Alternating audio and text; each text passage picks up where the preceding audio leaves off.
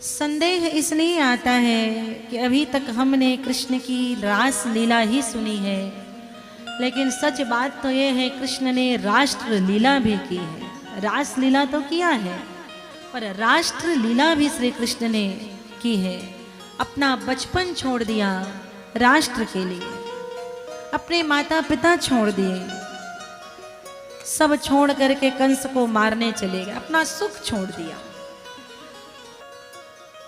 अपने माता पिता, अपना बचपन, अपने मित्र सखा बंधु बांधव, अपना वो बचपन का गांव गोकुल छोड़ दिया देश हित के लिए, राष्ट्र हित के लिए।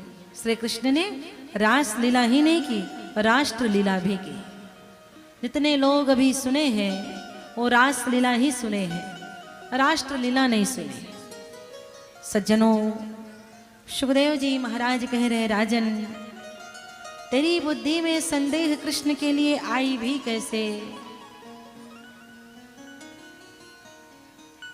श्री कृष्ण तो 6 दिन के नहीं हुए थे जो पूतना का वध कर सकते हैं, तो 9.5 वर्ष की आयु में महारास क्यों नहीं रचा सकते? श्री कृष्ण के जीवन से मैंने 5 सूत्र निकाला है और उन 5 सूत्रों का आप यथासंभव अपने जीवन में पालन करेंगे तो उन्नति की ऊंचाइयों पर चढ़ने से आपको कोई दुनिया की ताकत रोक नहीं सकती। श्री कृष्ण के जीवन का 5 सूत्र है। पहला है, और इन 5 सूत्रों को हम जान जाएंगे हमारी बुद्धि में कभी भी कृष्ण के लिए संदेह आएगा नहीं। पहला सूत्र है भगवान के जीवन का, वो सरस है, सरस है, हर समय आनंद में है, प्रसन्न है। विचार करके देखा जाए तो जितना दुख श्री कृष्ण के जीवन में आया है उतना दुख एक आम इंसान के जीवन में आता नहीं है। जन्म हुआ तो जेल में हुआ। एक सामान्य बालक जब जन्म लेता है तो फटाके फोड़ने वाले होते हैं, शहनाई बजाने वाले होते हैं, लेकिन जब कृष्ण जन्म लिए जेल में और तुरंत माता पिता को छोड़ करके कारागार में उन्हें छोड़ करके जाना पड़ा। कोई ताली बजाने वाला भी नहीं था कि लाला हुआ है। पहला दुख। कुछ बड़े हुए तो मामा सदैव प्राण का दुश्मन बना रहा। कृष्ण के जीवन में संकट निरंतर बने रहे, लेकिन एक पल के लिए भी कृष्ण ने मुस्कुराना छोड़ा नहीं। हर पल मुस्कुरा रहे, हर समय आनंद में। कृष्ण ही एकमात्र ऐसे हैं जिन्होंने अपना पूरा जीवन जिया है, पूरा का पूरा जीवन जिया। बचपन जिया तो ऐसा जिया कि हर माँ कहती है मेरा लाला कान्हा है। बचपन जिया तो ऐसा जिया कि मेरा बेटा कान्हा है, कन्हैया है, कृष्ण है। जवानी जी तो ऐसे जी, जब बच्चे इधर उधर करते हैं तो लोग कहते हैं बड़ा कान्हा बनते फिर रहा है, आजकल कान्हा बन करके घूम रहा है। जवानी जी तो ऐसे जी। युद्ध किया तो ऐसा किया कि 5 निर्वासित बालकों को दुनिया का सबसे बड़ा चक्रवर्ती सम्राट बना दिया। और ज्ञान दिया तो ऐसा दिया जिस गीता के ज्ञान पर बड़े बड़े नोबेल पुरस्कार भी कुर्बान किए जा सकते हैं, ऐसा ज्ञान दिया। एक संपूर्ण जीवन जिया भगवान ने। उनसे बड़ा कोई वीआईपी नहीं, भगवान से बड़ा कोई वीआईपी नहीं, लेकिन उनसे बड़ा कोई नर्तक भी नहीं। कभी कभी समस्या हो जाती है, मुझे भी हो जाती है। कहीं कथा में मैं किसी और की कथा में चली जाती हूँ तो जब ऐसे प्रसंग आ जाते हैं नृत्य इत्यादि के, तो मुझे लगता है नृत्य करना चाहिए कि नहीं करना चाहिए, ताली बजानी चाहिए। ताली तो खैर हम तो बजाते ही हैं, लेकिन नृत्य करना चाहिए कि नहीं।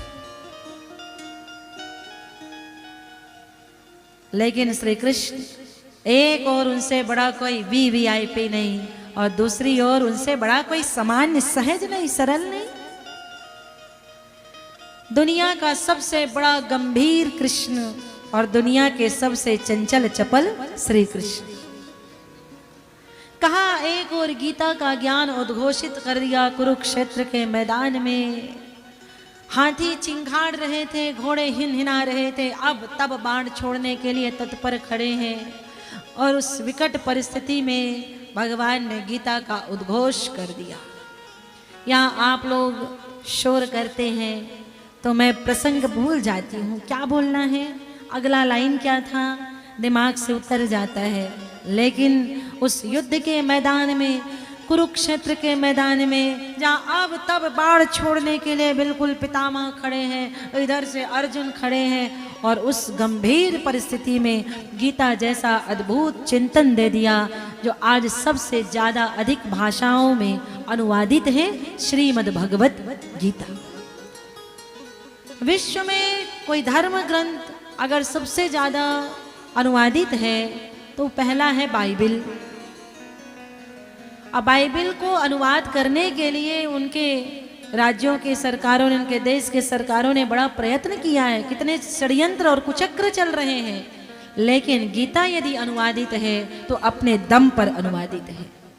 गीता का यदि अनुवाद हुआ है तो गीता अपने बल पर अनुवादित है। भारत सरकार ने कभी प्रयास नहीं किया कि गीता का अनुवाद करके अन्य देशों में भी बंटवाया जाए। और भैया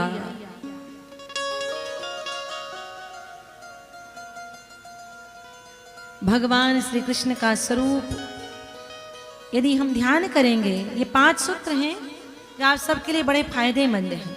आप यथा संभव पालन करेंगे तो ऊंचाइयों पर निश्चित ही पहुंचेंगे। पहला है वो सरल है। कितने सरल हैं तो कहाँ द्वारिकाधीश सोने की नगरी, द्वारिका के मालिक, और कहाँ दूसरी ओर अर्जुन के ड्राइवर। बिल्कुल अनमैच है। दुनिया का सबसे बड़ा चमत्कारिक द्वारिकाधीश के मालिक भगवान श्याम सुंदर जगतपति, और दूसरी ओर अर्जुन के नौकर, फिर भी मुस्कुरा रहे। सरल है। आपका ऐसा कोई मित्र न होगा कि चल भैया मेरे यहाँ मजदूर नहीं आ रहे हैं तो मेरे घर में मेहमान आ रहे हैं, तू एक काम करना, जरा चाय पानी मेहमानों को सर्व कर देना, खोज करके देखना कोई ऐसा मित्र। खेत में काम करने वाले मजदूर नहीं मिल रहे हैं, तू चल 2-4 दिन के लिए मेरे खेत में काम कर देना, कोई ना मिलेगा। लेकिन वो श्री कृष्ण मित्रता निभाया तो कैसा निभाया, तो अर्जुन का रथ हाँकने लगे। तीसरा गुण है सरल। कितने हैं तो जाकर के शबरी के जूठे बेर खा लेते हैं। सरस पहला, दूसरा सरल, तीसरा है सबल है। सबल है, ऐसा नहीं कि कोई कमजोर है, बलवान है, सबल है। धन से, रूप से, ज्ञान से, बल से, बुद्धि से, ऐश्वर्य से, वैभव से, सब बात में सबल है।